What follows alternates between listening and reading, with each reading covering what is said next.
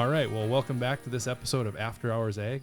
Today I've got our special guest, Jeff Pattison, here with us. Special, for sure. He is from Montana. Yeah. And is it Glasgow or which town are you by in Montana? Glasgow will work. Yeah, most people probably know that one Yeah. as opposed to others. So anyway, you come to us from there. We were up at your farm about a week or so ago now working on your drill. What generation on the farm are you right now? Oh, boy, that's a good question. My grandpa came over from Arendal, Norway, so that would be like second or third generation. And my other grandpa came over from the old country, Minnesota, don't you know, back in 1907. So I guess I'm third generation, I'll put it.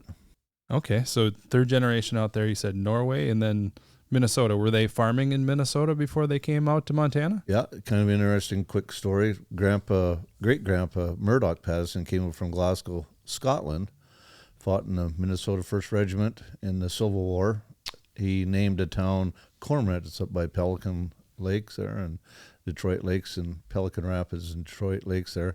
Had a grist mill, so they ground grain and stuff there. My grandpa did a bunch of custom farming and harvesting and stuff over there, did some lumber stuff.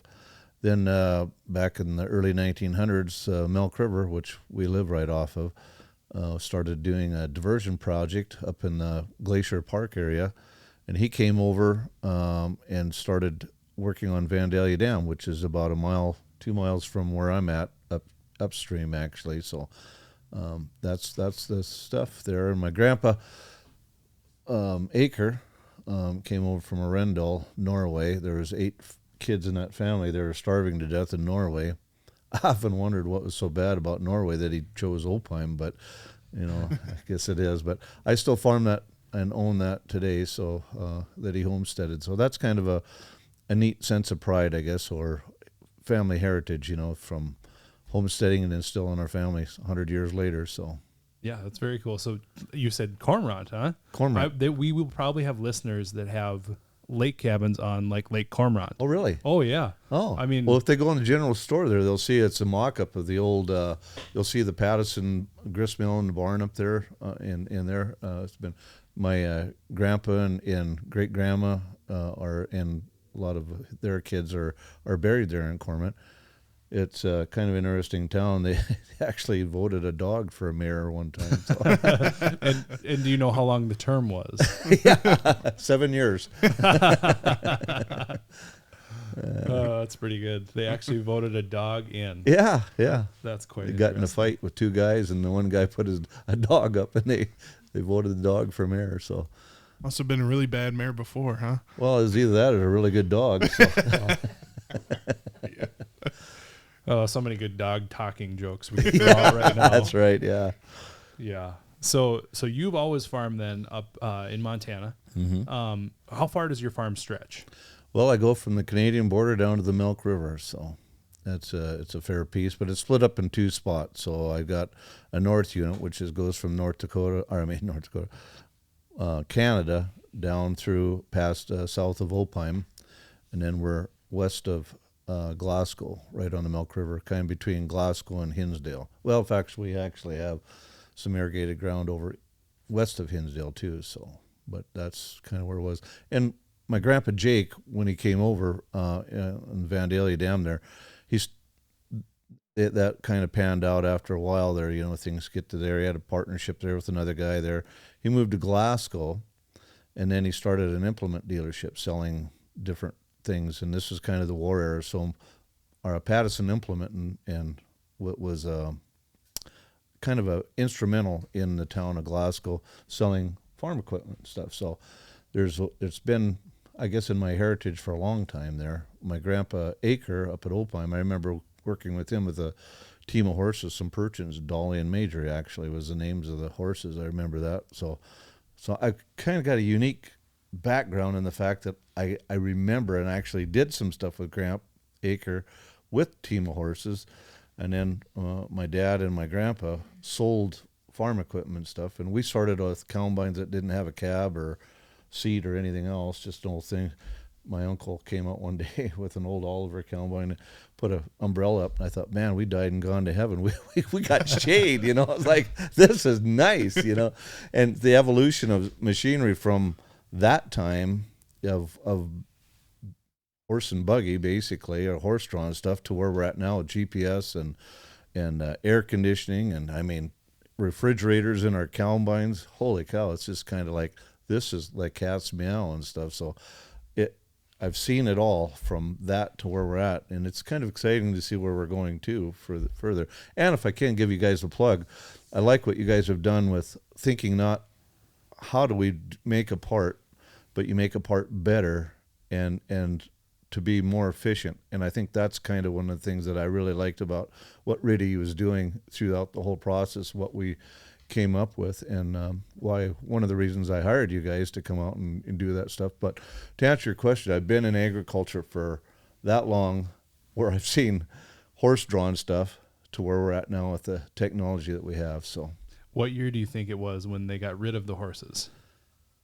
Oh, I think I was probably about 6-7 years old. So, and I'm 64. So, a few years. Yeah, a few years. Yeah, so like the early 60s, I'm guessing, is about when Well, we didn't get power up in the farm up there until 1957. So, wow, yeah. And that's kind of how my dad met my mom. When they got power, Pattison Implement went in, and they were the first people to have Frigidaire electrical appliances, because nobody had, you had solar generators and batteries that bubbled and smelt terrible in the basement and stuff, for that. But to actually have co-op power coming in where you could turn a switch, and watch the light. I don't know how many times Gramps said, look at that, it's kind of cool, flipping the light on.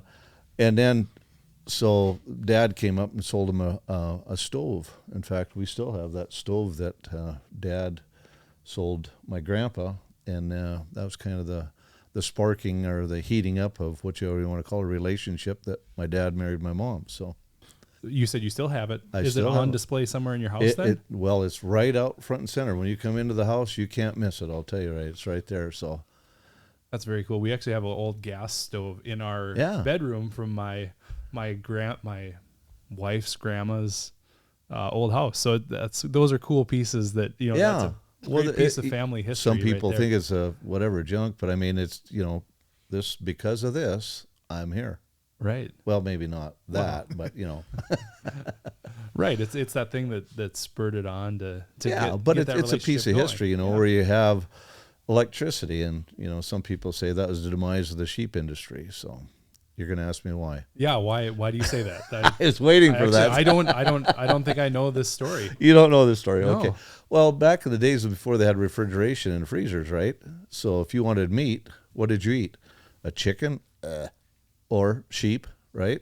Yeah. And you could eat a sheep in a couple days, but a steer, if you butchered a steer, that's a lot of meat, unless you had a big party or something coming on. Mm-hmm. Well, now you got a freezer and a fridge, right? You can butcher a steer, and you can throw that sucker in the freezer, and if you had a choice of eating a chicken or a lamb or whatever, most people chose the beef. So that was kind of, let's raise more beef. Now we can, so that was kind of the demise of the sheep industry. So. That's interesting. My brother actually had Katahdin hair sheep for a little while. My my little brother, he's 12 years younger than I am. But yeah, he had them for 2-3 years and sold it really into like the Mediterranean type markets of people. And yeah, it was they were interesting. I mean, they always look for excuses to die, but well, that's sheep.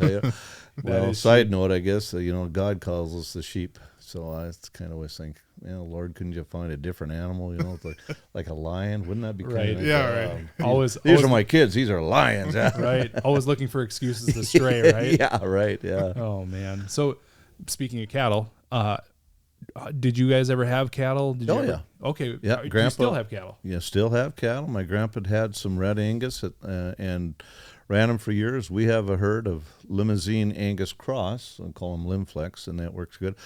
And back in 92, we bought, with my brothers and another couple, we bought the stockyards, Glasgow stockyards. It went in bankruptcy, so they had to do something, and we saw an opportunity to provide a service for the community and for the region and for the stock growers and people around. So we bought that, and it's still in production today. So we sold our interest back in quite a few years ago to our partners, Mark and Linda Nielsen, and they sold it recently here. But that was kind of a really neat lesson that we were able to, an education, I guess, if you will, too.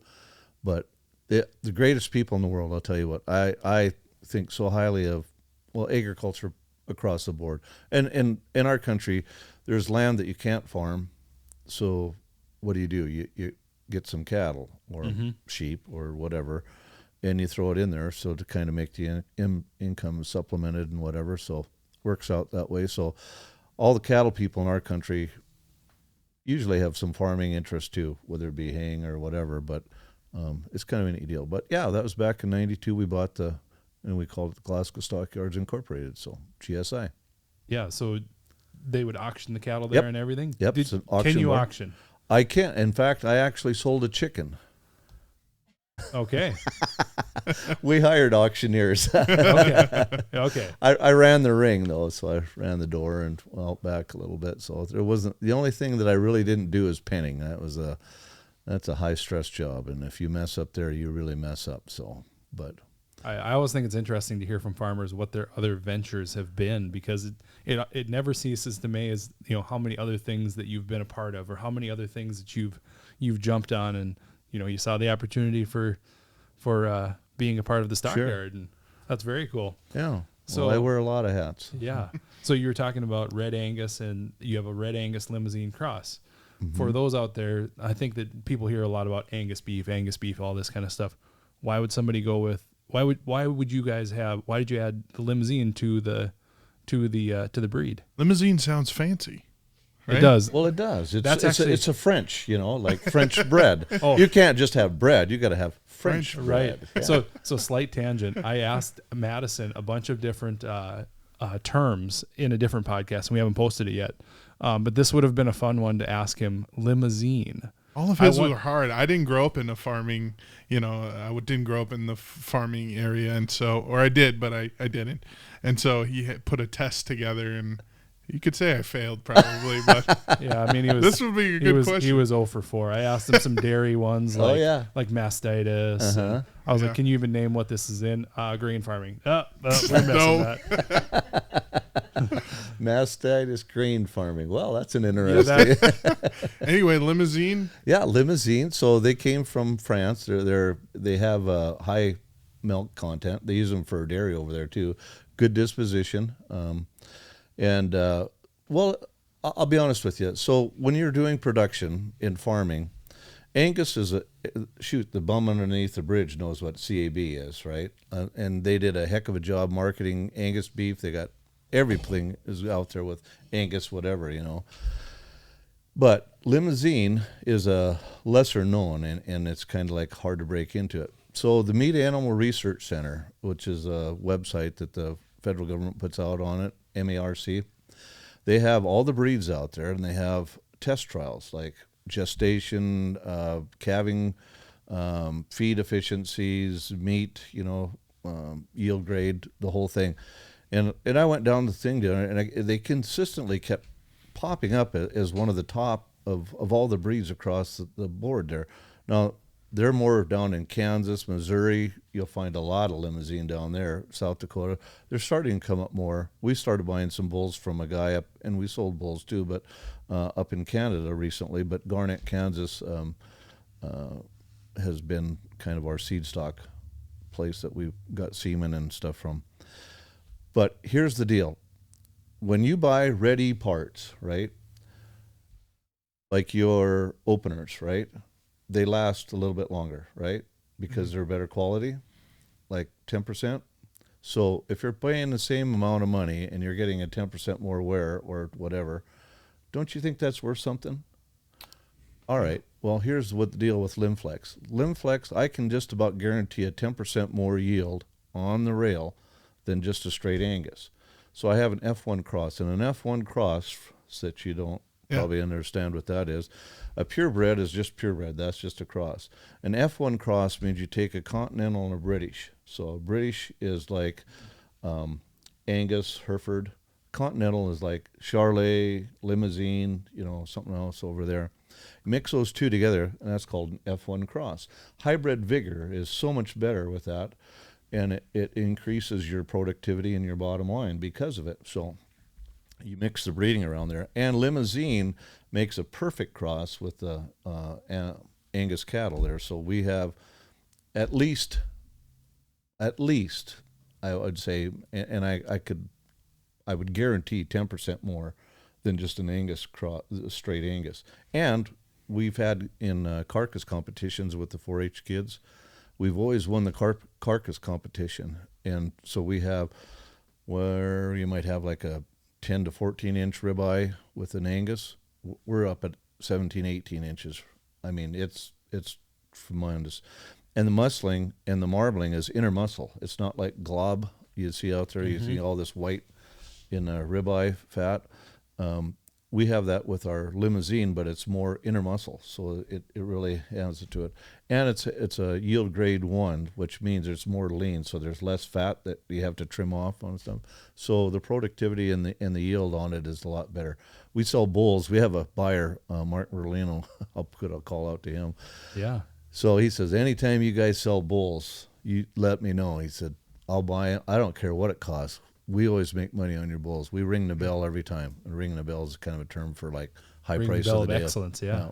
We talk about that all the time here. It's like we want people that work with us or work for us that, hey, our team members, we want to be ringing the bell of excellence. So there you go. We say that all the time. Oh, actually. cool. Yeah. Well, that's good. I understand that term firmly. So. That's crazy how sometimes at least, you go by and I'm like, oh, there's a black cow, or there's a red one, and there's a white and black one, and it sounds as though there's more, we like the genes of this one and of this one, so let's put them together. I feel like, a normal or a regular person who doesn't know anything about it really, doesn't know the in-depths of what, the farmers or the ranchers are trying, with breeding stuff. Well, that's why I like the Meat Animal Research Center. I mean, technology is out there. It's kind of like with you guys with your website, right? If you want to know how to improve your productivity on seeding products or whatever, you can look up Ready, and then there's ideas there. You have your videos and different things on how it goes on there.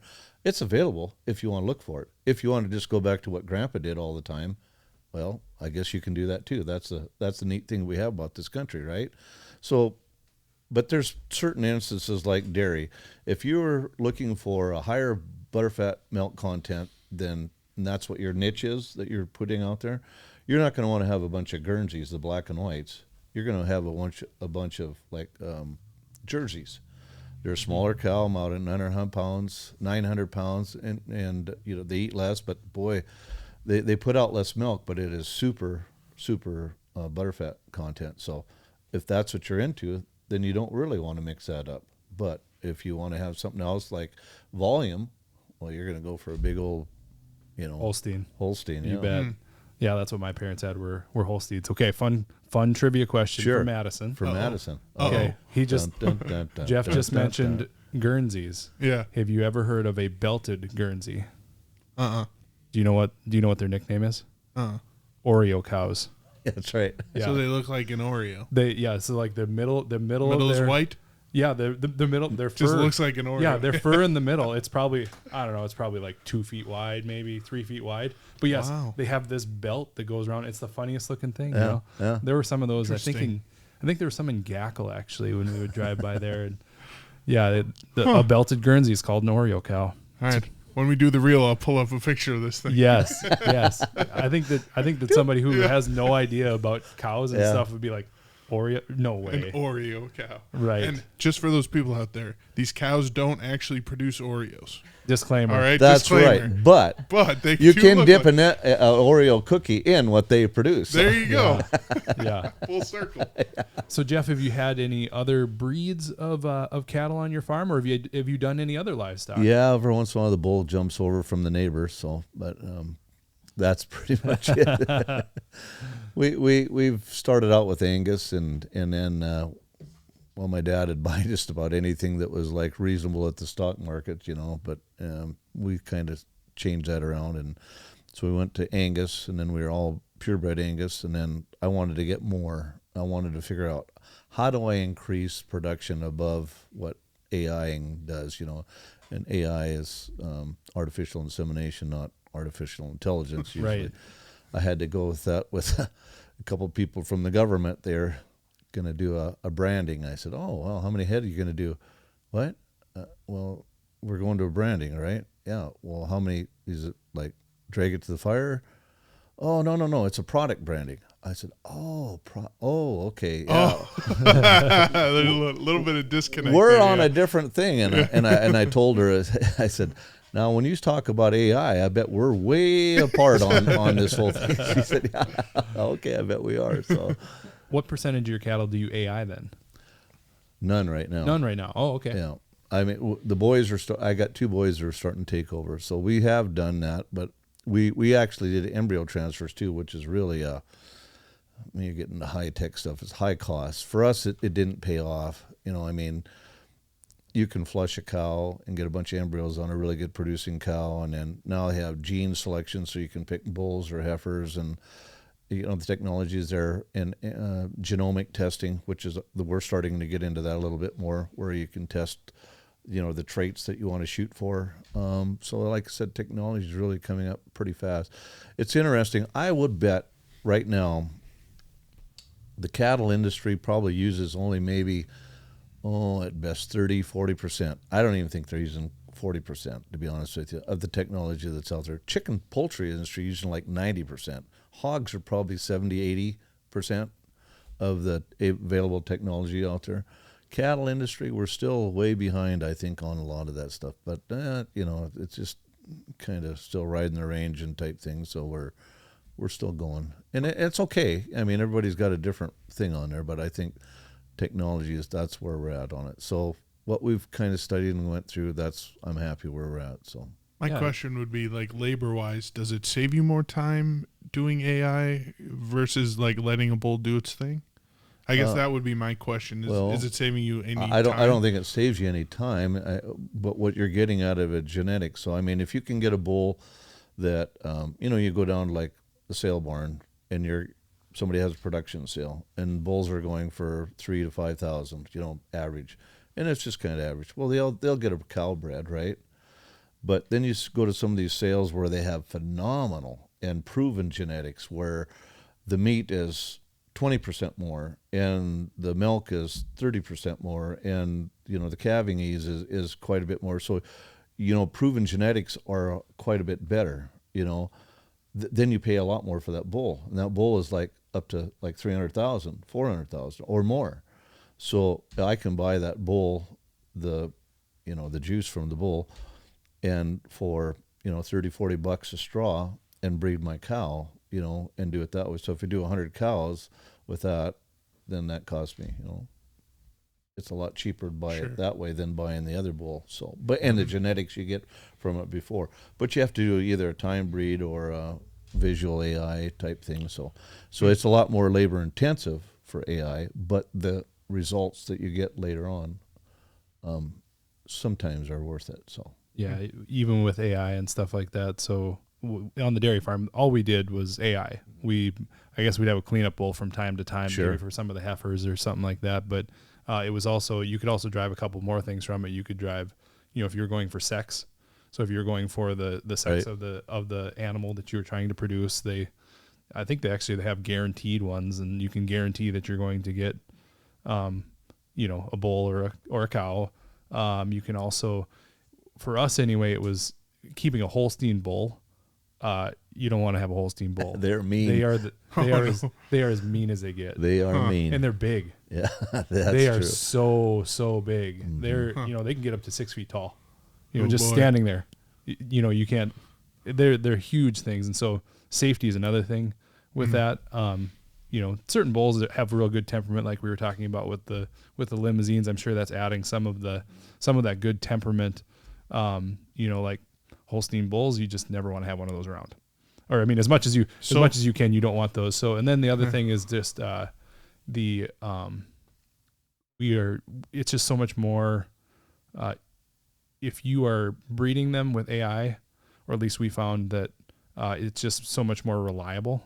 That you were trying to get them, like we didn't have a huge farm, so it wasn't like. Well, you're probably saying calving. Yeah. So the window of calving is a lot narrower, so that and that's an efficiency factor too. So you can shorten up your calving time so that the spread or the size of the calves are more even, I guess, too. So instead of having 40 days where you got a calf that comes out of 80 pounds, and then in 40 days later, at 2 pounds, 3 pounds a day gain, you can figure it out on there.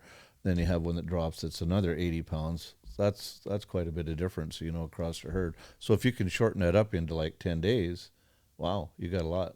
So, and the labor, right? So right, the labor and just how much if you want to see how much somebody cares about something, cares about their job. I mean, it's way more than a job, but have them lose a calf, and it's one of the hardest things I think you ever watch is, it's almost like you're not quite like you're losing a child, but you know what I mean? It's it's really hard when you lose that animal that you've worked so hard for and you care about. And 9-month gestation. So the whole year is shot, for what you have on there. So you got cow salvage, but maybe it was a nice cow that you really liked, and so.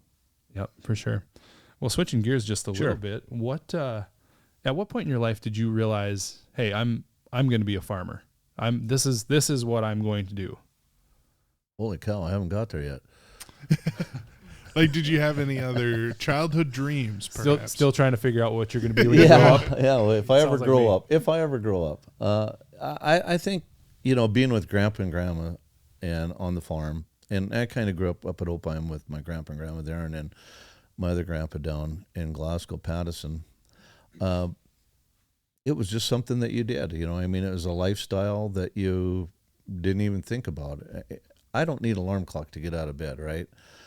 I am so blessed and so lucky to do what I do. I couldn't think of anything else. And I've done a lot of different things. I mean, I've been in politics. I've been in everything else under the sun, stockyards, and gosh, I've been on every board you can imagine, from phone to stock growers. But being in agriculture, there's something about getting your hands in dirt, right?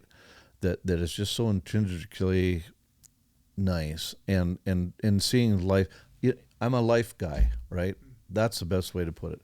So I produce life, I protect life, I feed life, I preserve life. Anything to do with life, I really am that. And that's, to me, I whether it be human or animal or plant, it gives me a sense of I don't know, a joy, of purpose, of belonging, of fulfillment, of all the accolades that you could put on there. I couldn't think of anything that I'd rather do than tell people and sell people and help people with life. I mean, I want to be somebody out there that has a way of like, can I help you live better?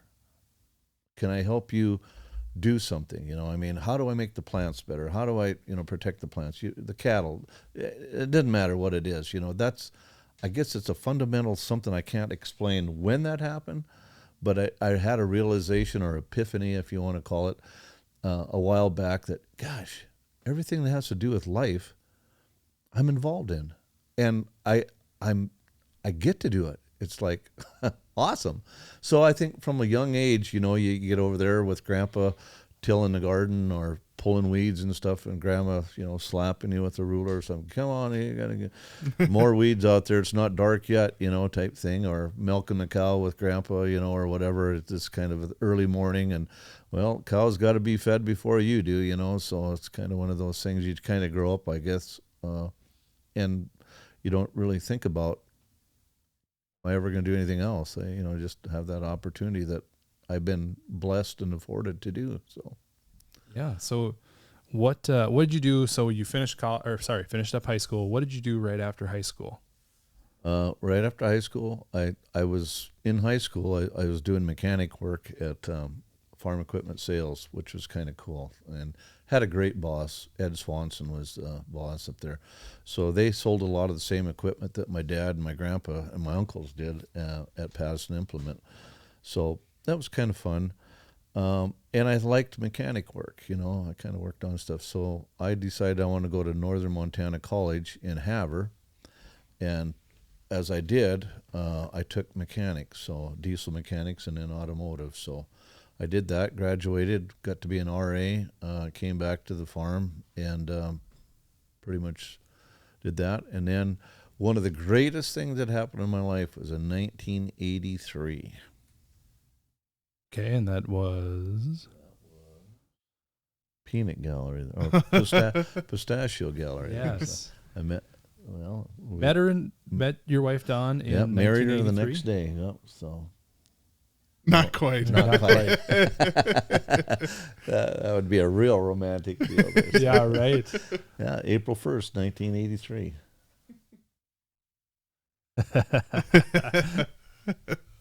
No, you don't. No comment. Changed her life. Yeah, Or maybe vice versa. yeah. Well, it's actually April 2nd, but I tell her it's April 1st. She's a fool to marry me. So, but Did you guys date very long then? oh, I don't know, what, 4 or 5 years, Okay. And you met 2 years. How long? She's not good with math or couple, numbers, yeah. So a couple of years, yeah. yeah, a couple of years. Yeah, so you got married in 83 or started, 83, or you yeah. met. We- okay. yeah, we you got- met way before that. Yeah, we did. Yeah. We actually went to school and we graduated together. Oh, okay. Although I didn't really know her, but I will tell you this. Can I tell you this? No, I can't. She says She's no. saying no. I can't say no. No. Can you go get us another cock? Nice try. That's the oldest trick in the book, right? Yeah. Yeah. Well, she was on drill team. That's all I'll tell you. So, Okay. Yeah, I remember that very well. So, yeah. Enough said. Yeah, so you went into being a diesel mechanic. Yep. Um, Graduated with a degree in diesel and minor in automotive. So, was a RA for a while. That was sucked. But back there, they had quarters. So, I was paying for this, and I wanted to get done with this real quick, right? So, my spring quarter, I had 22 credits. Winter quarter, I had 24. But in all honesty, I had cross-country skiing as one of my 2 credits for winter. So that kind of was, whatever. The test must have been pretty hard. Yeah. Well, I actually won a 10K race, There you so go. I did do pretty good on that. So. And then I had 26 credits spring quarter, and they weren't going to let me take that many, but I told them, I said, it's my money. If you don't think I'm going to pass, so you pick whichever one, I'll still pay for it. But got all A's and a B, so worked out good. So I got through school a little faster than what they kind of wanted. But then when I was an RA, they really limited me on the credits, and I thought, this is not worth it. So I didn't sign up to be a babysitter for kids. So did you finish? So was it a 2-year degree then? Mm-hmm. And did you finish it early? Yep. A semester early? Mm-hmm. All right. I did very similar thing with You did, huh? with engineering actually. Ah. Yeah, I one time I had to go into my advisor. I was like, I want to take 22 credits. He's like, I don't think you should. I'm like, what do you care? Yeah. You yeah. know, just sign off on it. If I fail, Amen, brother. If I fail it, it's on me. Yeah. Right? Well, there, You know? yeah. That's exactly the same words I used. Yeah. And I did something very similar where I said, you know what, I'm pretty good at like writing or speech or whatever. So I always made sure I had one of those classes in there that like, it was 18. I think I averaged like 18 or 19 credits a semester over the course of 3.5 years. And I'm like, you know what, if I can put those classes in there, it feels like 15. Yeah. Yeah. We don't have 18 to 19 credits of engineering classes. That's a little more than what I think I wanted. But no, I did something very similar. And I said the same thing where I was like, you know what, if I'm paying for this, let's get done with this. Why not? And you got to be creative. So one of my English credits, 3 credits, was I got to be a DJ for KNOG. Oh, wow. Yes. Yeah, so I was a DJ on the late system, and I shut it down there. So, but I mean, it's like no one bothered me. I got to do my homework up there. Every once in a while I have to do the weather or spin a record or take requests or whatever. So that was kind of fun. I mean, and then I got an honors communication class, and so yeah, it worked out pretty good. So. Yeah, those experiences. I mean, it's not something you're going to do for your day job, but you know what? You got to experience it. Now you can say, well, it was good, but I'm done with that now. Yeah. I feel that way about all kinds of things in my life. I found out if you break a vinyl record on the mic, it's such a high pitch, it blows the breaker on your screen there, so I found that out the hard way. But, we're off the air. What happened? Got to troubleshoot Buttons, that one. Yep. Throw my skills together here. So. Yeah. So right after college, then, did you go right back into farming then? Yep. From there? Yep. Yeah. Came home, so I didn't have anywhere else to go, so I was broke. Still broke. So you talked about the implement dealership. Is that still up and running? No. They sold that back in, I suppose, 65, something like that, right around there. They finally sold out and disbanded. My one uncle sold insurance. My other uncle kind of went farming too, and my dad and grandpa stayed with the farming and stuff. So, yeah. Yeah. So if you had to give some advice to somebody who's just coming out of high school, and let's just say that they grew up on a farm and they're like, well, what should I go into? What thing would you push that person towards doing as they come out of high school? Well, boy, that's a good question, because I'd have to know the person, to be honest with you. I mean, do something that you love, because if you have to get up every day and go outside and say, oh, I hate this, what a terrible life. I mean, I walk outside and I think, man, there's so much to do. It's like, oh, yeah, I'm so blessed, So maybe somebody's good at radio. They like to go out there and they like to talk to people and interview and take ads and do that. Or if like working on machinery or whatever you guys are doing, I mean, if you like doing it, there's got to be a joy in your heart, a sparkle in your eye, and a spring in your step, type thing where you get to do what you're doing. That's what I would recommend to them. I don't care what it is. God made everybody different. He gave us all a talent. I think it's up to us to find out what that talent is and then go do it. I mean, even in the good book, it says apostles, preachers, teachers, evangelists. So, I mean, he even recognized that there's different jobs for people to do out there. And I think that's kind of the thing, that everybody has a talent. Everybody has an opportunity to do it. In this land, we are so blessed. I mean, think about it. We won the lottery being born in America right now. Holy cow. That is a blessing in itself. Oh, for sure. Yeah. So find something, I'd say, that you really enjoy. Don't be afraid to experiment with something or go talk to somebody that's doing something out or job shadow or whatever. But I think there's a lot of opportunities out there that you can be innovative and come up with something else that nobody else has really come up with yet. Yeah, so you talked about doing something that you enjoy and stuff, and so something Madison told me after he had talked with you, or I think maybe Matt talked with you, you've gotten the opportunity to travel the world through some mission trips. Yeah.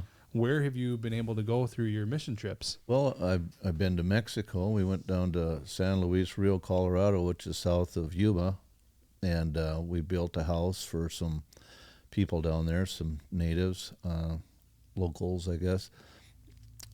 It's boy, what a humbling deal that was. People that live like a rabbit in the ground, literally in the ground, and they have a dugout, like a cave in the ground. And this lady had like 5 kids, no husband, and so we built her house. 3 days we had it built. We built and planted some trees there and stuff, and the people in the neighborhood were so grateful that we were doing something for some of their own.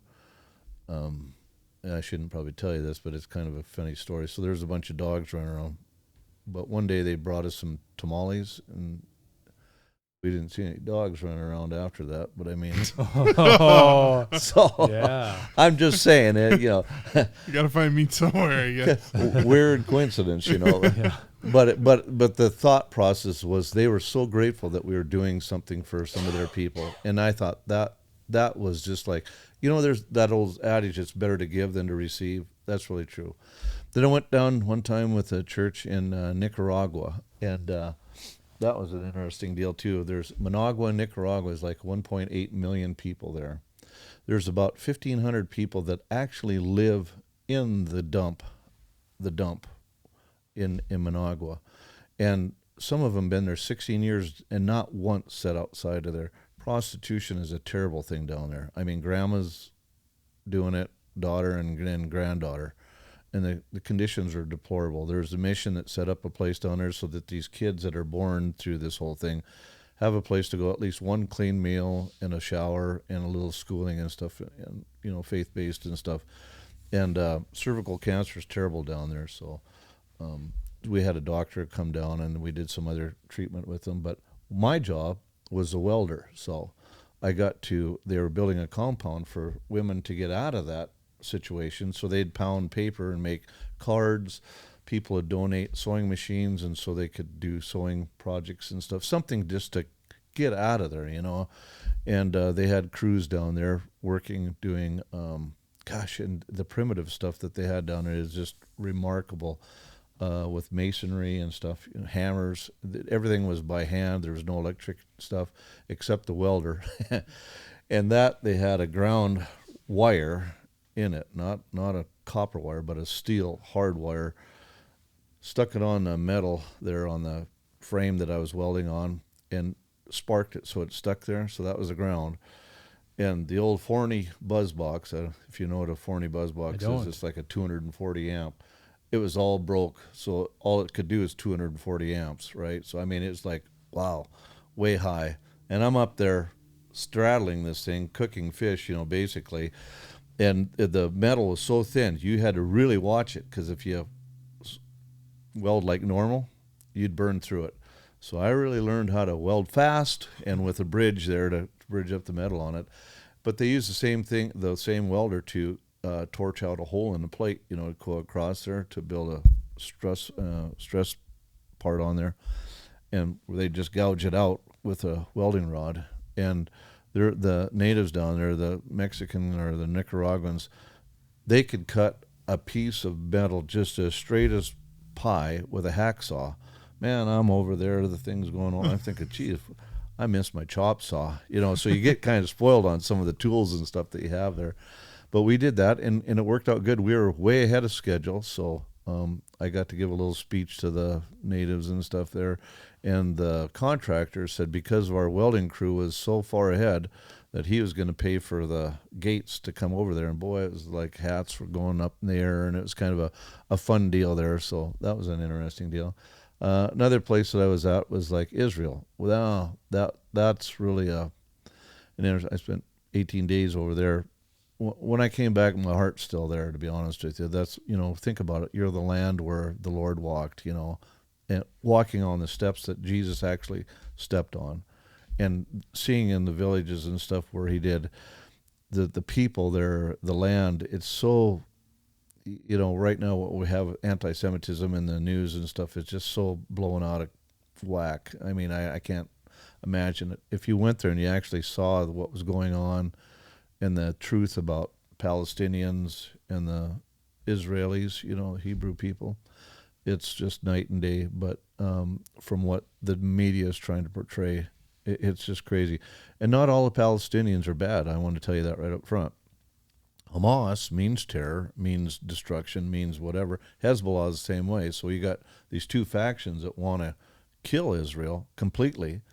And there's a lot of Palestinians in there that like Israel. In fact, Israel has Arabs on their Knesset, which is their, like our Congress, type thing. So they actually are the only democracy in that Middle East that's any kind of stable whatever on it.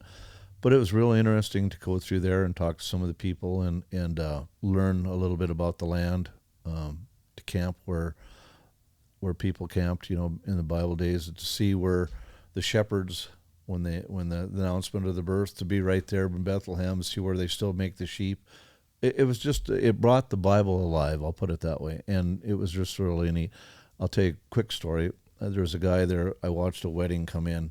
His name was Benjamin Begoyam. Benjamin Begoyam. You can look him up. He's in the Guinness Book of World Records for the longest refused neck.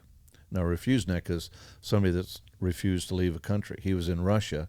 He's a soil scientist, which we had a great talk about soil and everything else at that time. And they wouldn't let him go. For 25 years, he kept trying to get out of Russia to come back to the motherland, to, Israel. Anyhow, so I was watching this procession, and man, those weddings that they have, they are kick butt. Let me tell you, they're just It's like Mardi Gras almost, I mean, dancing and music and stuff. And he came over there and he said, "Are you?" And I said, "Hey, look, if I'm bothering you, I'll leave, But this is like, I'm really enthralled by this whole thing here." He says, "Oh, are you evangelical?" I said, "Oh, you mean like an evangelist or something?" He goes, "Yeah." I said, "No, I'm not even close to that." I said, "I'm just over here studying the people and learning about stuff in the Torah and stuff." And then all of a sudden it just hit me. I said, "I serve the God of Abraham, Isaac, and Jacob. Do you know him?" Boy, I mean, talk about a shatter moment. His eyes lit up, his smile came out, and we were great friends. We talked about soil. I learned about him. He learned about us, what they're doing. Israel actually exports tulips to Holland. I didn't know that. I didn't know that either. It is crazy. And they have sometimes 5 crops in a year because of the weather over there. It's just like, that's nuts too, right? And roses do bloom in the desert, and he's part of that. He's got some formulas and some different things that he's put together there that makes productivity for agriculture work a lot better. I thought that was interesting. Well, anyhow, we ended up our conversation there after a couple of days we talked. He said, "You ever come back, you're staying at my house." So I thought, wow, that's fair enough. You ever come back, you can stay at my brother's house. So no, he can stay at he can stay at my house too. So we've never hooked up, but I mean, one of these days, well, it'll be kind of a fun deal. Then the rest of my travels have been to the legislative stuff. When I was a legislator, we went on a junket one time to Taiwan and Japan, and that was kind of interesting. So we got to go in Taiwan. Chairman Fu was head of the wheat and barley committee there, and we had all these people there, and it was the ag committee that I chaired on appropriations, natural resources. So agriculture in Montana was part of my deal there. And the governor there at that time was Judy Martz. She was on the trip. And Ralph Peck, who is the director of ag, was on it. So Chairman Fu has us all talking around there. And, of course, he has all these translators and stuff. They understand English, believe me. So they understood when we were talking to each other because we didn't think that they could. They knew exactly what we're saying. So it's kind of one of them deals. So he throws out this bag. He goes, "Oh, here, this is some of your Montana wheat." I'm looking at it. And it goes around, it comes over there. And I thought, wow, this is not Montana wheat. I'm telling you, I said, "No, this is not Montana wheat." And they're like, shh, don't say anything. I said, "No, I'm proud of what we raised. This is not Montana wheat, buddy. And let me tell you, that if you call this Montana wheat, you got schnookered. And you need to go back to whoever sold it to you and tell them this is not Montana wheat." And I pulled out, I said, "See, this is sprouted white wheat. We don't even grow that in Montana. Somebody stuck that in over in Washington or someplace else because we don't grow that there." I said, "You come to Montana, I'll take you along the High Line. We have the best spring wheat in the world, literally. And we'll stop at any guy's place that you want to, and we'll look at their grain bin. And I guarantee you will never find anything substandard like this at all." And it got pretty quiet, but I was pretty adamant and pretty passionate about what I was telling them. Because no, this is crap. We're getting schnookered, and somebody's giving him a bad deal. Well, anyhow, he smiled, and I think it was more of a test, that to see if we actually knew what we grew. But so it worked out. Well, some pretty people good. would just not speak up at all, But Well, you would. I mean, if somebody said, "This is the product that you're producing and we're buying it," right? And it's crap, and you knew it wasn't what it was, and it was ready. Are you guys going to sell stuff from that's wore out from somebody else and say, "Hey, we're proud of this stuff"? Heck no. You guys want to sell the best quality stuff there is. That's why you're doing it, and you're proud of it. And if I come over there and say, "This press wheel that you guys have here is crap," that's not ours. Right. You're going to say that, aren't you? Yeah. Every time definitely. you say that, for sure. Well, you better. Yeah. I mean, if anybody's in anything that they do, they better have a passion for what they do, or else get out. That's Right. all I can say. So Passion and a pride for what the stuff you're putting out. For absolutely. Sure. Along that vein, is that the kind of sense that wanted you to get and serve, in the legislature? Yeah. I think I've always had that desire to be, how do I say, a servant or make things better for people. I mean, blessed is those that give versus receive, so much deal there. But it's like, how do I make your life better, right? Because if I'm making your life better, intrinsically, I'm making my life better, right? So if I can do things that protect our industry, agriculture, that's where I'm at, life, whatever it is, anything with life, I feel like I'm doing something good. And so that's kind of what I got into politics, I guess, if you will, because of that. I mean, I passed some pretty good bills, I think. We had permanent licensing on trailers and boats and campers and motorcycles and, toys and everything else. So you buy a license once, you're done. You don't have to go down to the clerk and recorders and buy it again. We half priced it the first year. I remember one of the comments I said, there's a lot of guys in our country that got magnets on their license plates because they'll take it off this trailer and put it on that trailer and then take it off that trailer and put it on this trailer. So why not just make it permanent? And then the first year we'll cut it half price because then we'll get all those guys to license everything that they have. And I was chair of the audit committee at the time too. And I said, I bet if we did a study on it, I'll bet we'll make more money doing that, And it turned out every 3 years people kind of trade things up and trailers and motorcycles and snowmobiles and stuff. So and I said, I think I'm projecting 15 million extra coming in because of this at half price on a permanent license. Oh, no way. We made 18 million for the state on it as a result. And it has been one of the best bills, I think, out there. But I mean, other things that we did of, hay, cleaning up the statutes. Back in the old days, hay was always square bales, right? They didn't have round. Well, if you put a round bale on there and it sticks out the back, then you're in violation of DOT laws because of length. Or it could be width, or it could be overhang for the deal there. And so I had to explain like kingpin back, and somebody said, well, cartel, the kingpin I had to explain is the where the shoe goes on there. It's not mafia. It's not, some of this other stuff. And drivers, I had to explain the drivers were the drive wheels. It's not the guy sitting in the street, or in the behind the steering wheel. So it got to be more education than anything else. But that's the part that we have in the agriculture sector that I think we really lack is we don't get our message out as well as we should, because we have a great message. I mean, we have sustaining life in our little watershed, 525 miles. We feed 1 million people a day. It's a $2 billion industry in that 525 miles in northeast Montana along the Milk River alone. I mean, gosh, what a great deal. And most guys just want to be left alone. They said, look, I just want to do what I do, right? I don't want to have people coming out all the time. I don't want to take time for this. And I think shame on us, because we have an opportunity, and I think a great opportunity, to let people and experience what we do that we're so passionate about, that we have the privilege and honor to do, is to provide food for a whole nation, not only ours, but other nations on top of it. And, kind of circling back with what you guys are doing, you're helping us do that. So thank you for that. Yeah. So you've talked a lot about, so you did 2 terms as in the House, the Montana House of Representatives. Yeah. Yeah. And then I was chief of staff. That was a real interesting deal for speaker sales, House speaker sales. So I got redistricted out. They put me in 2 Indian districts, and they thought they'd bury me forever, but that's okay. Life goes on, right? So yeah.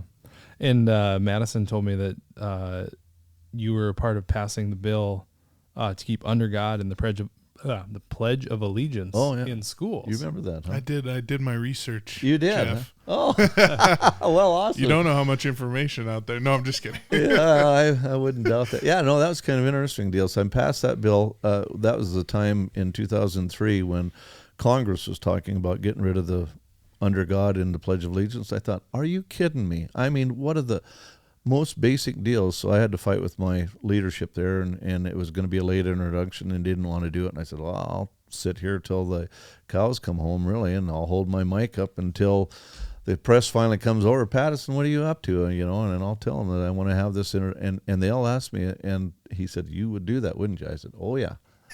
Guarantee it. out of principle, right? Yeah. Yeah. Absolutely. That's what I'm here for, is, to protect, to defend, and uphold the Constitution and all the principles that came with it. So I made it by 4 votes, and it was a great bill. We had people waving flags and standing up, and it was a very emotional hearings. We had some people that didn't show up on the opposition side because they were all, dinged about it.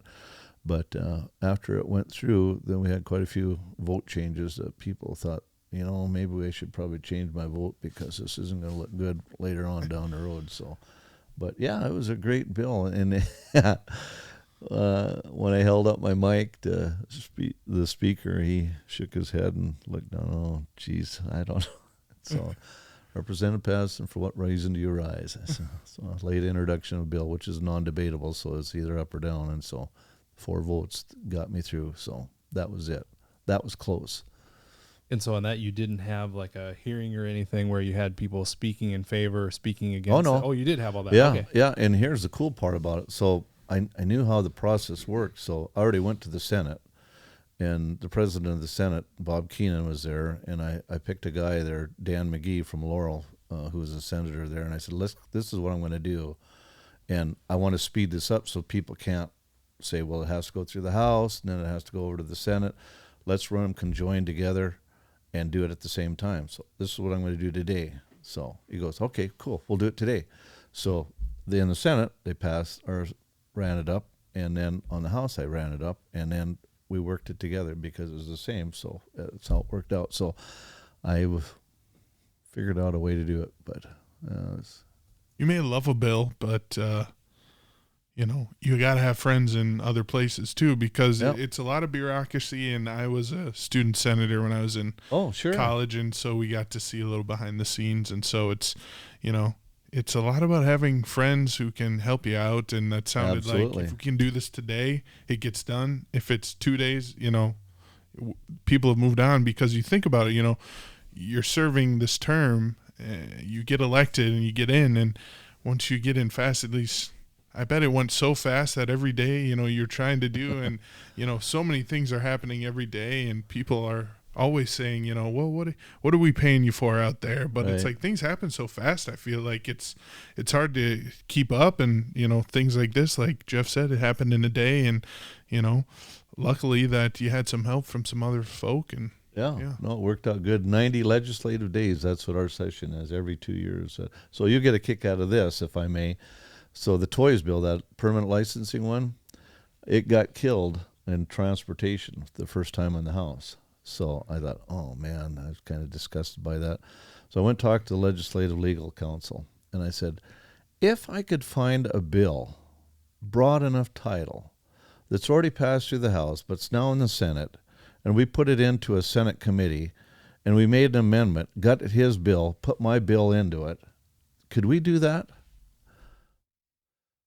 Oh, well, I don't. You'd have to find a bill, and then I'd have to look at it. So I spent all weekend with a bunch of guys. We found one from a guy named Steve Gallus, Representative Gallus, over in Butte, and that's exactly what we did. We had a bill that came to a transportation committee. We made an amendment to gut his bill, kept his title and his name on it, put my bill in it, the content. That was the amendment to that bill. Passed through the Senate, came back in the House for a conference, and I remember Steve Gallus gets up, he said, well, it might be my bill title and my bill name, but he said, if you need to know anything about this bill, you'll have to ask Representative Pattison, because I can't answer a word. And I looked back at Carl Waches. He was the chairman of the transportation. I said, don't mess with me again, buddy, I'll tell you something. He goes, oh, geez. And it passed, so it was a good bill. Yeah, it should have passed. Yeah. Right. It's just a lesson in getting things done. Like you gotta think outside the box, especially if you believe in something like that. Yeah. I wanted also to quick bring up, we had a guy who cowboyed for a long time on the podcast. If that hasn't been released yet, but it will probably by the time your episode goes. But he worked in the Badlands of North Dakota. Yeah. And I think we brought up the buffalo. Just had he had any experience with buffalo, and he brought up the show Yellowstone, which I'm sure you're aware of. Yeah. And he I wanted to ask you the same question, like, how misrepresented is that? You know, some people are like, oh, is this the real thing? And this cowboy, he's like, this, it's probably the farthest from the truth, especially like serving in the legislature, the differences between, you know, the districts you're representing and maybe the, you know, Billings districts, you know, what is it like in the state of Montana these days? Are you going to bleep me? Sure. No, you don't have to. Most people in our country don't talk like they do. The F-bomb was just like, I started to watch it, but I just couldn't handle it. I just like, no, this is like not even close, you know. Yeah. I suppose back in the days there might have been a little bit of scuffles and stuff, but for the most part, if you look back in the history of like some of the early pioneers, they got along with people because they needed one another. Even with the Indian tribes, I mean, they were pretty well amicable for one another. I shouldn't say this on air, but I mean, we've had our house for 30 years. I don't think I know I don't know where the keys are.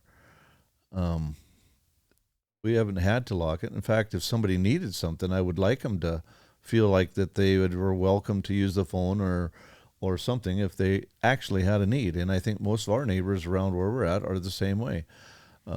In Glasgow, probably maybe not quite as much as Fargo, but in the wintertime, you go down the street and cars are running with the keys in it. And nobody close around, you know, they're down the street doing some business or whatever, but the car's running out in front. I mean, if you wanted to steal a car or a pickup, you could do that. But you probably wouldn't get too far because somebody, hey, I saw your pickup going down the road there and it wasn't you in it, so I followed them, you know, or whatever. So, but Yellowstone is a fantasy story. I'll put it that way. I mean, we got a lot of people with backhoes, you know. So I mean, as far as if we were going to bury somebody or something, yeah. you know, that'd be possible. But I pretty much guarantee you that that's not going to happen. I think another theme of the show is like someone from a big city trying to escape to a place that is more maybe pristine and has, you know, and so those people coming from the big cities, but also, you know, coming to the big cities and then bringing some of that big city with them to maybe the bigger cities in Montana, and then not having a clue of what the rest of Montana, like east, you know, northeastern, you know, what is how kind of just bare it is out there, you know. Well, we have that too, to be honest with you. I mean, we have the Ted Bundys. I mean, sadly, there's some people with problems. I'll tell you a quick little story. So back in the old days, when you come into a town, blacksmith shop was on the outside of town, right on the skirts, because the smell in the stables and, you know, all the other stuff that was in it. So a couple come down with the wagon, you know, they're moving from the east to the west and stopped in and said, hey, Smitty, what's the people like here? And Smitty looked up at him and said, well, I don't know. Well, what was the people like from you? Oh, they were terrible. Backbiters, gossips, I mean, thieves. They're just the worst people in the world. We just couldn't wait to get out of there, you know, and we had to leave. He goes, well, I expect you're going to find them about like that here too, so you might want to keep on going. So later on in the day, another wagon come down and said, hey, Smitty, you know, we're passing through and looking for a place to settle. What's the folks like here? Same question. So, well, basically, what's the folks like when you're from? Tears. Oh, it was the hardest thing we ever did to leave those people. They were just like gold. We just couldn't make it anymore. We had to leave, and it just every day we've been in tears. And he looked up and he says, well, welcome, stranger. You'll have a good home here. So, and I think that really means a lot to where, you know, we're at in Montana and maybe where you're at too here, but you pretty much expect what you give, you know what I'm saying? So, and I think the Yellowstone doesn't really represent, in my mind anyhow, and I've worked with some people. Now, Western Montana has changed a lot, you know, in the last 20 years, you know. I mean, we've had people from California, people exiting, you know, because of the goofiness over there. But then they come and you know, they have good intentions. They're like open spaces and stuff, and they, you know, but then they start thinking, well, I don't like the smell of that dairy over there, you know, that's a violation to my air, you know. Well, the dairy was here before you got here, buddy. I mean, you moved there. And one of the things that kind of irks me, if I can go off on a tangent, is, I came through Alexandria, had some friends down there, but that's building up big time. But it's not Alexandria, it's Fargo. It's all these egg communities. And in Montana, the rivers like the Yellowstone, the Gallatin, the Madison, Flathead. You're seeing housing and development on the most prime, pristine, fertile ground that we have in America. I mean, come on. When I was in Israel, they never built on farm ground. They built on hills, and it was rocks. And they built straight up. They didn't build sprawling whatever on there because the agriculture for them was so important. And yet we're losing over 1 million acres a day in America to development. Think about that. 1 million acres a day to development. And you see it going on all along here. We got apartment complexes, people that had irrigated ground and good farm ground that the encroachment, from the city is going out into. Now they got sticks out there for lots and they're subdividing and coming out with some other stuff. When it's more profitable for a farmer to sell his land to turn it into concrete and asphalt versus into food or fiber, we've got a problem in this country, I'm telling you. And it's not going to be too long before we get into that, oh crap, what did we do? Backing up. So that's my tangent. So. Well, we have definitely mentioned that multiple times as far as what we're sitting on here in Fargo in our podcast so far. Yeah. You think about some of the best land in the world, and we've got a shopping mall on it. Yeah. So. It's extremely relevant because I think back in the 70s, there was like 75% of, or some crazy number, was still undiscovered. There was a good percentage of the world that was untouched, undiscovered, and now, there's probably less than 10% of that out. And that, I guess that's more of the world, but still, that's a crazy number that now with this age has totally taken over almost, Yeah. And our population is growing all the time, right? I mean, how are you going to feed these people? Synthetic? Plastic? Oh, pass me by, so.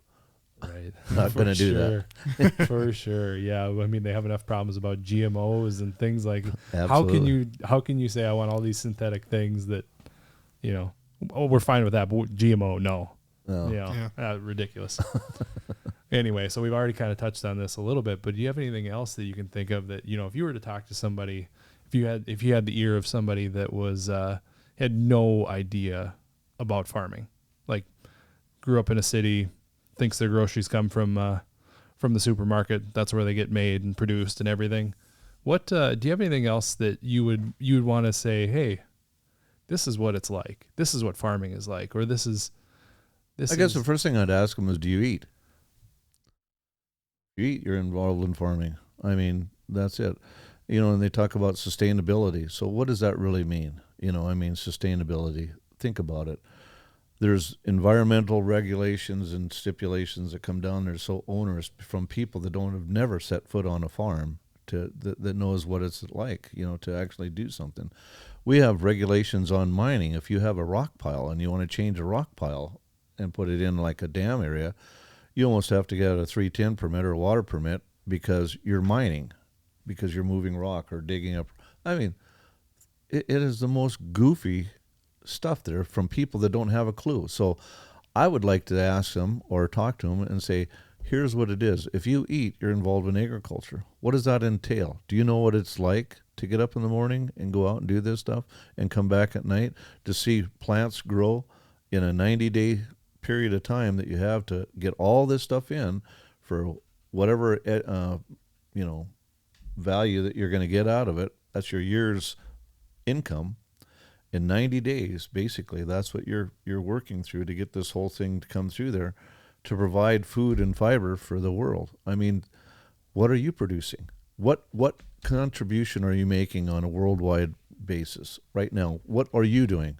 Are you eating? Well, you're involved with agriculture. I'm helping you do that. What are you doing to help me? Mm-hmm. So that's kind of the power of questioning. I think I would probably go to them on it. I mean, I think it's a fair question. I mean, they want to do stuff. There was a guy, I was in a legislative meeting in New York, I was telling him about what we do in Montana and everything else on it. And he goes, I got to come out there. I said, well, I'll tell you what. And he wanted to have some beef and, all this other stuff. Clean beef, whatever, bub. I said, yeah, come on out and I'll put you to work there and come out in summer and I'll send you back with some beef. He goes, I already paid for it. What? Yeah, I already paid for it. All the freebies and subsidies that we give all you farmers and stuff. He said, man, all my taxes that's going to all that. I said, buddy, let me tell you.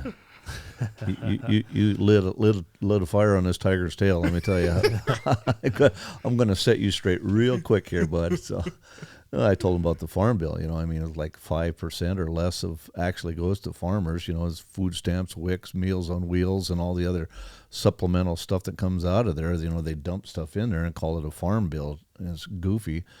What we have and what we can do and produce out of the whole thing is just kind of a pittance. If we didn't have crop insurance, think about it. I mean, the floods and the winters that Fargo's had over here, you guys have been inundated with rain and snow. We've been in a drought for the last 3 years with grasshoppers, and this is going to be another grasshopper year, possibly another drought year. And people are just hanging on by the skin of their teeth. And to think that some of these subsidies are coming down there. But I mean, go to Ireland. My son-in-law and daughter went to Ireland. $23 for a hamburger over there. You can go down to McDonald's and get a couple of hamburgers and $10 and have change in your pocket. Mm-hmm. I mean, we have a cheap food policy in America that we eat really good food. I mean, top-notch food compared to the world. And believe me, like I said, I've been all over, and some of the stuff that I ate, I couldn't even get my throat to swallow it. It was when they talk about bird nest soup. That's what it was. I've actually never heard that before. Oh, it was terrible. But I couldn't swallow it. And fish heads. I mean, they had fish heads and snake stuff that in Taiwan that. And I'm telling you, I closed my eyes and tried to think of something else, but I still had a hard time scarfing it down. We finally found a McDonald's in Tokyo, and they had like $1 pancakes. I ordered 10 orders of that because they were like $1, But I mean, Russell Nimitz, who's a news broadcaster over there, went with one. So he said, I'd kill for a cheeseburger right now. So anyhow, we have a very cheap food policy in America. So people eat real cheap. And the way to do that is they have to subsidize the farmers because you can't make it on $5 wheat, $6 wheat. The cost of production is just not there. I mean, if you're a retail store and it costs you $100 to sell a shirt and you're forced to sell it for $25, you're not going to be selling shirts for very long, right? Unless somebody else comes in and kicks in and says, all right, you got good shirts, we need to have them out there, so we'll kick you in and give you $50. So you're still losing 25, but it's better than whatever. So it's a little more palatable. But I mean, yeah, you think about that and you really look back on prices of things. Like my mom, I was just talking to her yesterday morning, and she's still doing some dairy cow stuff, and she was talking about $15 a hundredweight. Yeah. And I'm like, $15 a hundredweight. Shoot, when they started farming, I want to say that's right around where it was. Yeah. Yeah. So like you think about 40 years down the road, and you don't get a pay raise. Yeah. That there's just no way that you can. Well, and how much farther the dollar went back then than it is too. Yeah. I mean, $1 back then was probably worth about $20 what it is now, when you think about it. So the economic value of it plus where we're at. So that's why I think you're seeing a lot more farmers, with 80-foot air seeders, instead of an 8-foot air seeder. You're seeing 8,000 acres instead of, 160 acres. And they're trying to do the best they can with the other stuff. I kind of wish Red Eat would figure out that, lower the price of their stuff, because, make it a little bit marketable. What's funny is, so we do Christmas party and stuff like that, and I usually do some kind of a talk for that, and so I started digging through some old data, and I started looking back on some rebuilds that I was a part of back in like 2001, and we actually charge less today for doing the same rebuild because we can do it more efficiently. Yeah. all in all, both parties are making more money because we're way more profitable now on doing those rebuilds. Of course, than we were I back was then. joking when I said that. Of course. I mean, yeah, but no, I'm not even. Unless you wanted to drop, unless you want to drop my bill down a little bit. But there's always that. No, that's really true, though. I mean, and when you guys came out, I will say this: the efficiency rating that you had, geez, what was it, like a day and a half almost that you guys were there? Those guys can really get after it. They smoked through it. And I think I told you this before, maybe I told one of your production guys there. One thing that I liked about it, this is a side note, okay, that when they were doing it, I asked a lot of questions because I'm always want to know how to do things better or why you're doing stuff. And they actually took time as they were working telling me why they did and what it was and stuff. And I really appreciated that because it gave me a confidence that not only did they know what they were doing, but they had the desire and the passion to tell me why they were doing it and why it was a good idea that I was, So I not only did I buy a good product, but the people that are putting it on are sold on it too. So that's kudos to you guys. So yeah, those the rebuild guys we have right now are extremely stellar. We've had them on a lot longer than that's a tough job. I mean, when you're away from your family for 4 days straight, 5 days straight, and they work long hours too because they're like, well, shoot, I'm on the road. What else am I going to do? Go sit in the hotel room and watch TV? Yeah, or worse, yeah. Right. So anyway, so as we wrap up here, Madison always has a question for our guests. Oh yes, this is one of my favorite questions we like to add every single time. What is the best field meal you have ever had? The field meal, or maybe some of your top favorites that I eat. Yeah, yep. Eat out or in the that's field. been delivered to you in the field. Oh gosh, over there in the pistachio field there. She's such a great cook. I mean, I've had everything from. Oh, I shouldn't even say this, should I? But I've had like brown sugar sandwiches. Yeah, but not her. She's not. That was my mom. But I mean, to roast beef. We've had lasagna. We've had casseroles. We've had you name it. She's made caramel rolls. She makes excellent caramel rolls. Let me tell you, the best caramel rolls. Fresh bread, buns. She makes buns like you can't believe.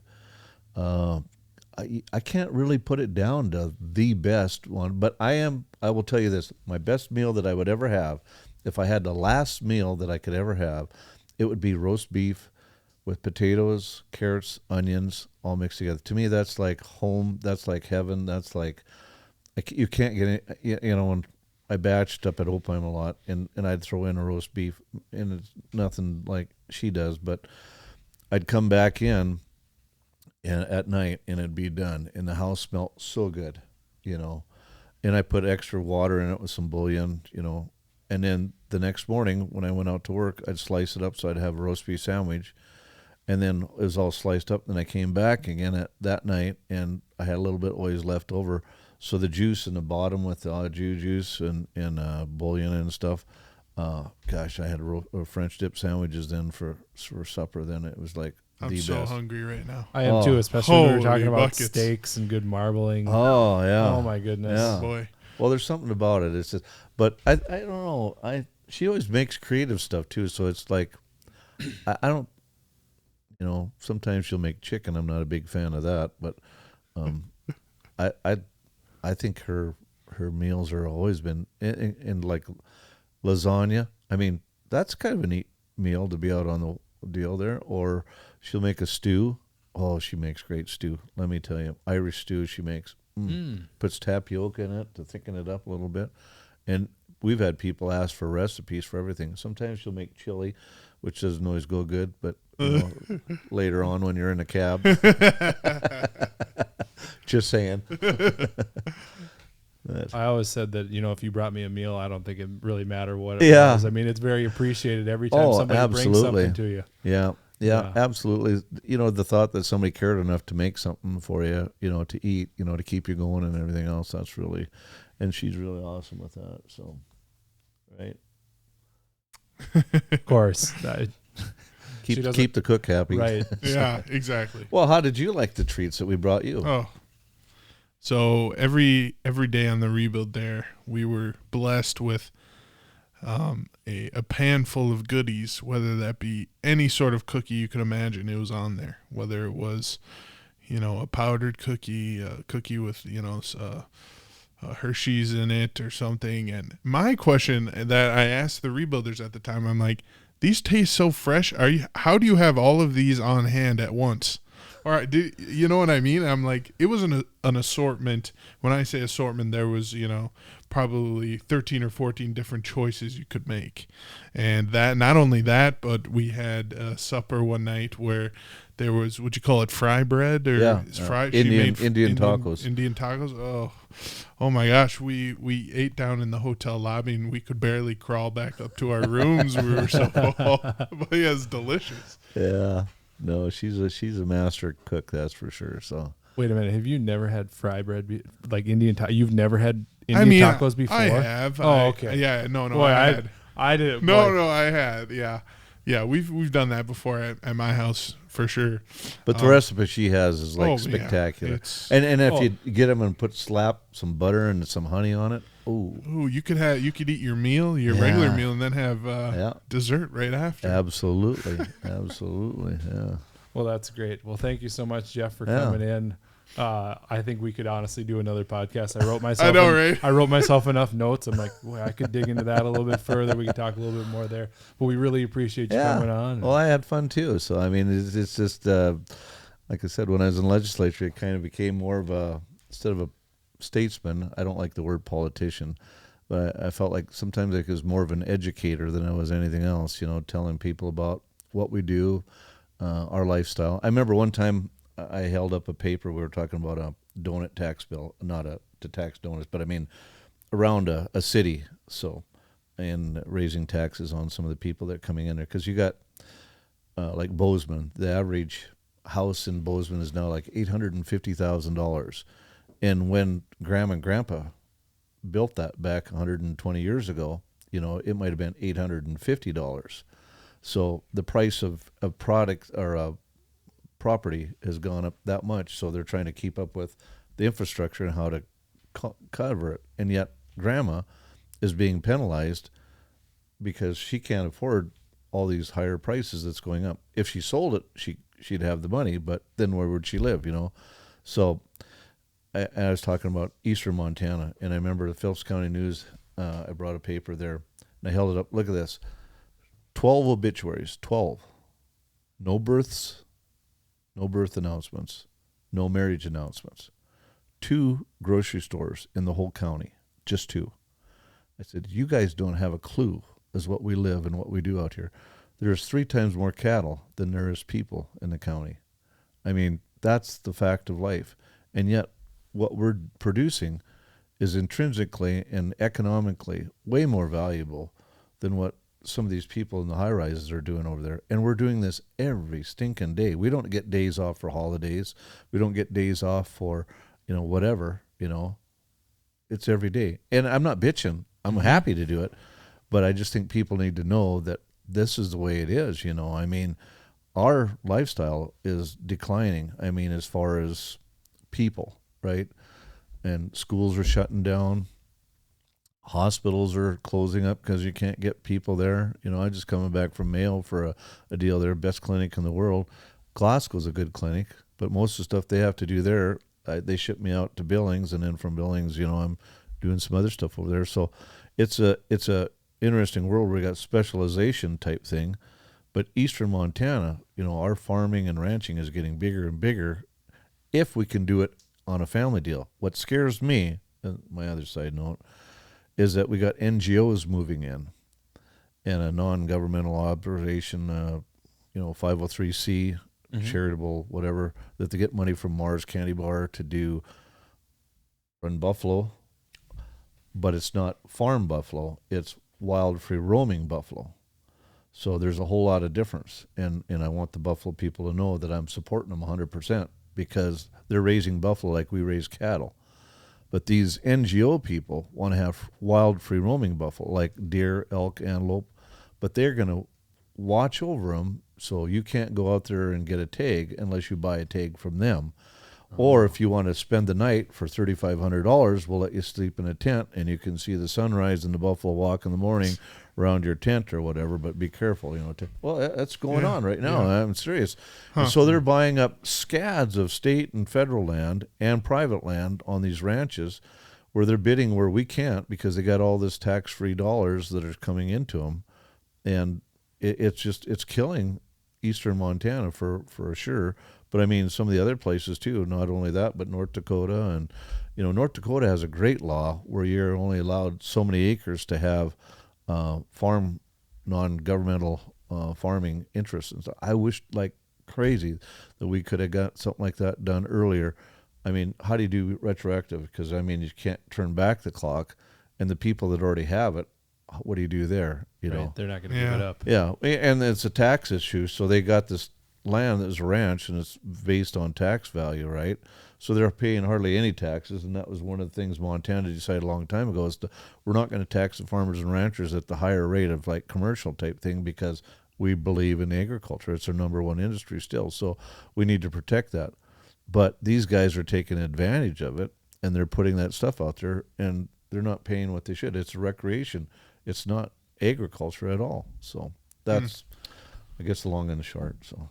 You got me on a tangent. That could be another topic for I got plenty to say on that. Yeah, so. For sure. So, yeah. We appreciate all your insight, though. Yeah, for sure. I think the one thing when I started, about 3-4 months ago, Adam had an idea. He wanted to start something like this, a podcast where he could talk to farmers. And I think after going through this entire interview, this has been awesome. I think that we've accomplished everything we've wanted to.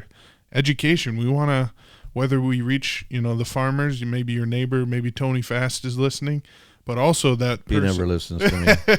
But also maybe that person in a big city who has no idea and where we can, like you said, better educate. So.